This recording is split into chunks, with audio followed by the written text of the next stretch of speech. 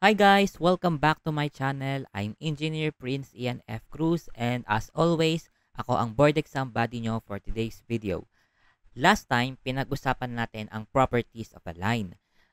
Lalo na kung paano kunin yung slope using the formula rise over run.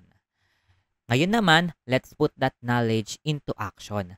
We'll solve two past board exam questions about slope.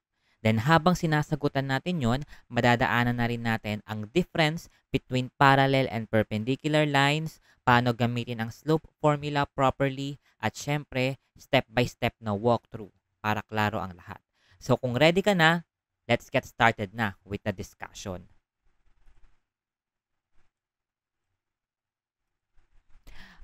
Question number 1, a line is perpendicular to the y-axis has a slope equal to blank.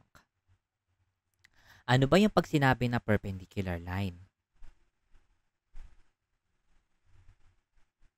So, halimbawa, meron tayong dalawang lines. Sabihin natin na this is line 1, meron siyang slope na m1.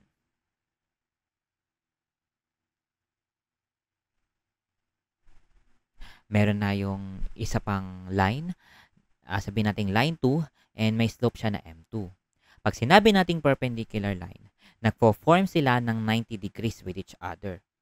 So, ulitin natin this one m1, ito m2.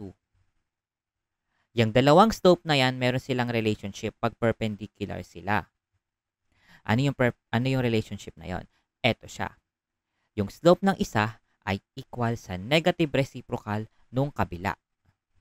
So, kahit sino pa dyan, kahit magkabaliktad si M1 at si M2, basta ang relationship nila, pag sila ay perpendicular, negative reciprocal sila ng isa't isa.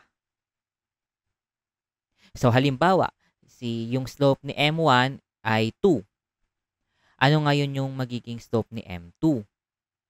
So, dahil sila ay perpendicular, yung slope ni M2 ay negative reciprocal ng slope ni M1. So, negative 1/2.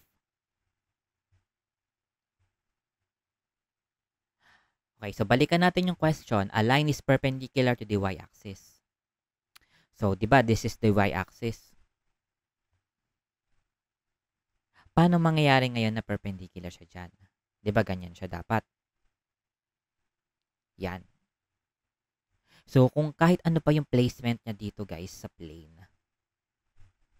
palagi siyang magiging perpendicular or nakaka-form ng 90-degree angle. So, ang tanong ngayon, ano yung orientation nitong line na kulay green? Kasi siya yung sagot sa tanong palagi siyang perpendicular sa y-axis. 'Di ba siya ay horizontal line? So, balikan natin yung discussion natin last video. Ano ang slope natin pagka horizontal line? 'Di ba nilagay na natin dito, ang slope ay m is equal to 0. So, ang sagot dito sa letter C ay 0. Yan siya. Okay, so next question tayo. The product of the slopes of any two straight lines is negative 1. One of the lines is said to be blank.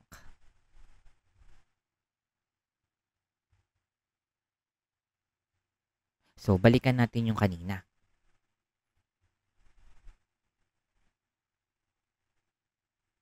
Yan, di ba? M1 is equal to negative reciprocal of M2. So, sabi ko kanina, kahit alin dyan, kahit sabihin natin na M2, negative reciprocal lang din sila ng isa't isa. So, isimplify pa natin. So, focus tayo dito. So, ang gawin natin, multiply natin both sides by M2 para mawala yung fraction.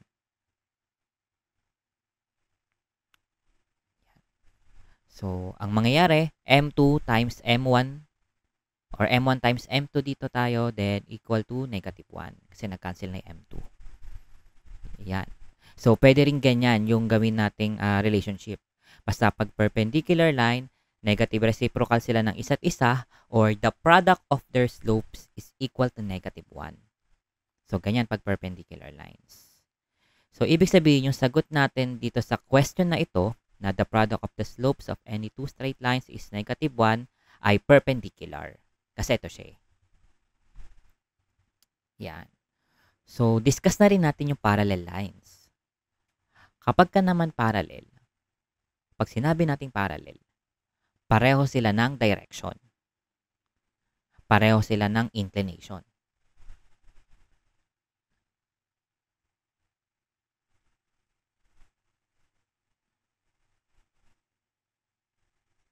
Yan. Magkaiba sila ng placement sa Cartesian plane pero pareho lang sila ng direction. So, pag ganyan yung situation natin, parallel yan. Parallel ang tawag dyan. So, dahil pareho nga sila ng inclination, ibig sabihin, kung ano yung slope nito, yun din yung slope dito. So, kapag ka parallel lines, ang relationship natin, ang slope nila ay equal. So, M1 is equal to M2. Magkaiba lang sila ng placement sa Cartesian plane, pero yung angat nila pareho lang. So, dahil pareho lang yung steepness nila or yung angat nila, pareho sila ngayon ng slope. So, ayun lang. So, yun lang muna for today's video. Sana may natutunan kayo. And wag po makakalimutang mag-like and subscribe and mag-comment po kayo ng topic na gusto nyong i-discuss ko sa mga future videos natin. So, ayun lang. Thank you guys. See you on the next video.